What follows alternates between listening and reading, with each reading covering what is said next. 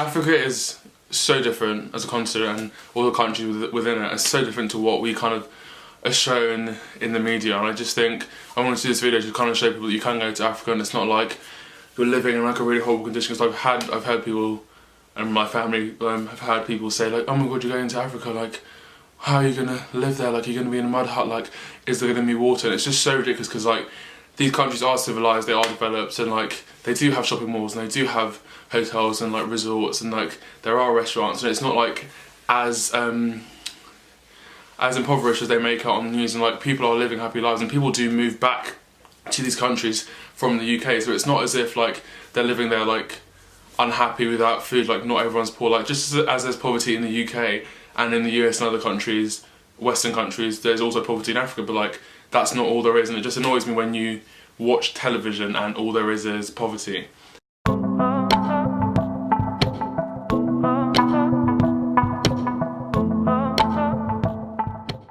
Right, so it's 3 AM.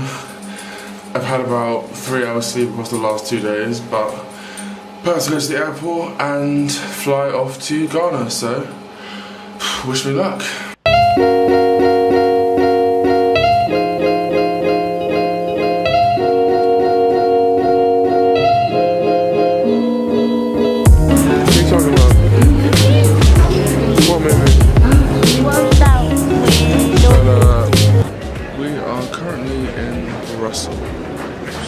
Stopover, waiting for our next flight that will take us to Ghana.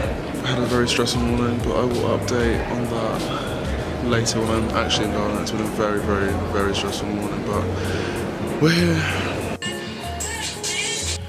Hello, so I'm back in the UK. I forgot to record this bit in Ghana to explain the drama that happened in the airport, so I thought I'd just record it and then crop it in. So that's why I'm in a turtleneck, because I'm back in the UK and it's absolutely freezing in this country. I just want to go back, but anyway. Okay, so basically we got to the airport at 4:30 AM on the Wednesday that we were taking off. Yeah, it was the 27th. And we got to the car park, and it was like the short stay car park, because we were supposed to drop our cars off and then this company would come and pick up our cars. So my mum and my auntie stayed in the car park, and we, like my dad, my mum, my brother and sister, went inside to check in the bags and do all the other stuff. And then they would just come in and check in their 2 bags and then meet us. We'd go through a scooter together. So it gets to like, on the way to the car park, we called them to say we were going to be 20 minutes. No one answered. We thought fair enough, just go to, left a message, it'd be fine. And then we're checking our stuff in, and I call my mum to be like, have they arrived yet? She's like, no, they're not here yet, but they said they're on their way. It gets to 5:30. At this point, they're not there, they're not answering the phone. We have 2 cars parked in the short stay car park, which obviously can't be left there because it's like £50 a day. And we haven't got any other bookings, so we can't really go to Pearl Parking or any of the other stuff. So we're kind of stuffed for like what to do.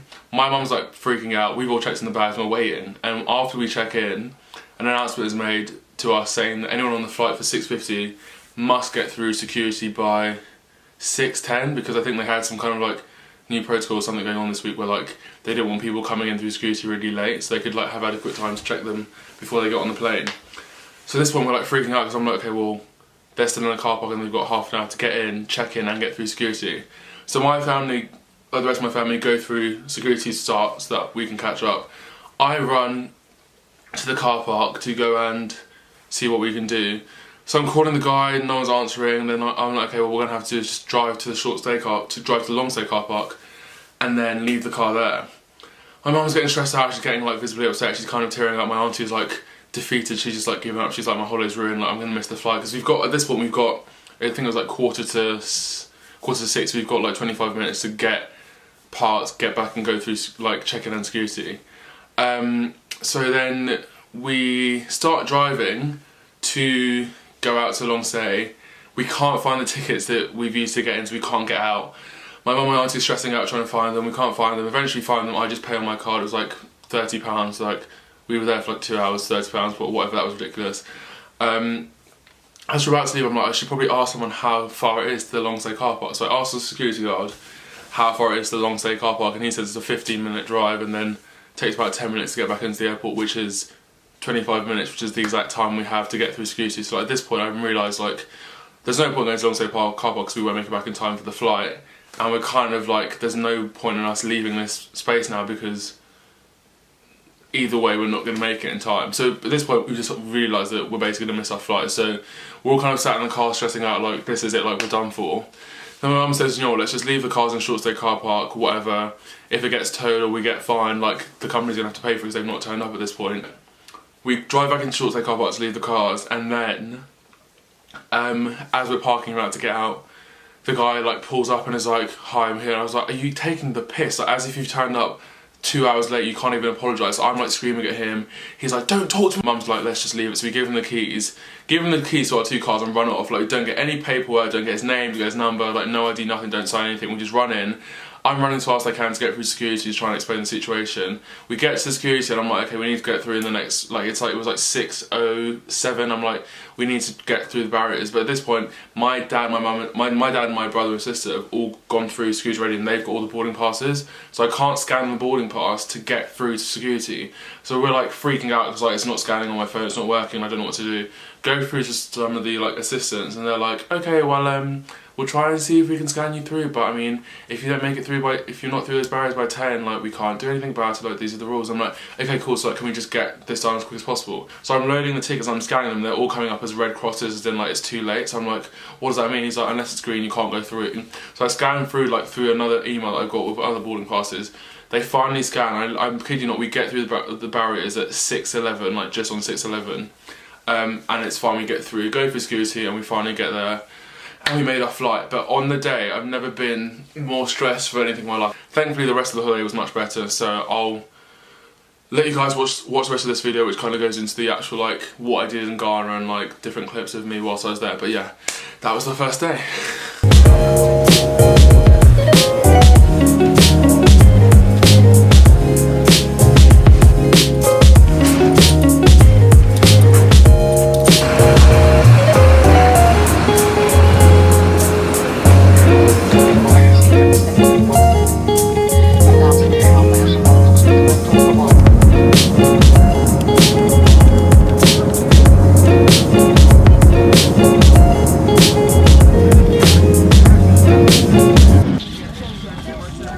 Ghana, baby.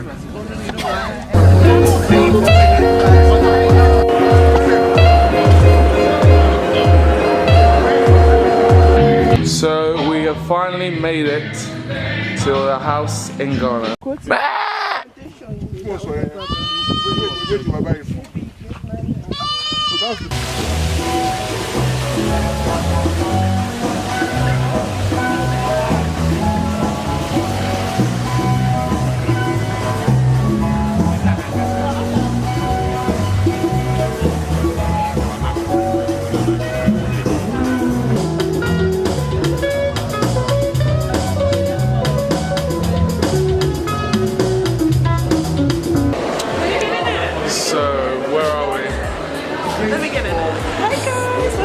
It's very hot.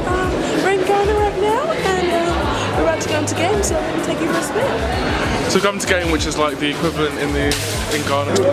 So we were filming in the store, and then the police came and said, no, Just my sheet again.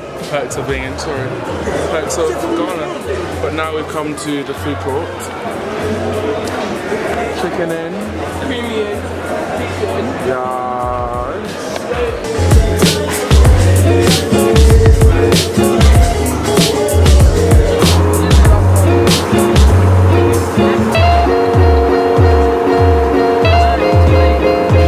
This is our second time at Pram Beach in Tema.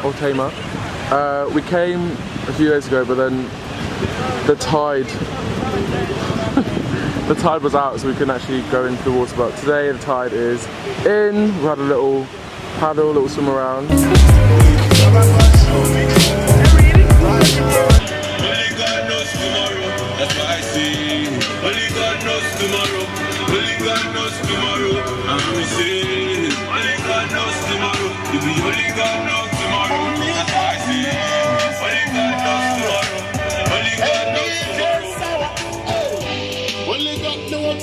What do we have here? An empty couch? Or... Well, then let's wake it up. It's almost impossible to wake someone who's been drinking. Why? Say bye.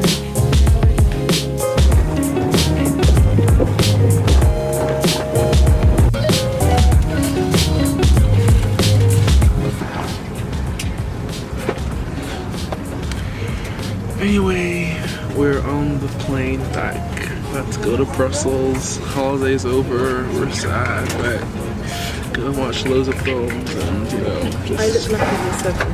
And I've got about 60 mosquito bites. That is the most embarrassing thing I've ever had in my head in my life, but you know, you live the dream. So we're back in the UK in our house. Holiday's officially over. David's. What? How'd you feel? No. Oh my god, he's a weirdo. Anyway, that was our holiday, Ghana 2017-18 complete. Our first time in England in 2018 because we were away. This is our first time in the UK this year. So yeah, we'll see you guys on the next video. Thanks for watching. Bye!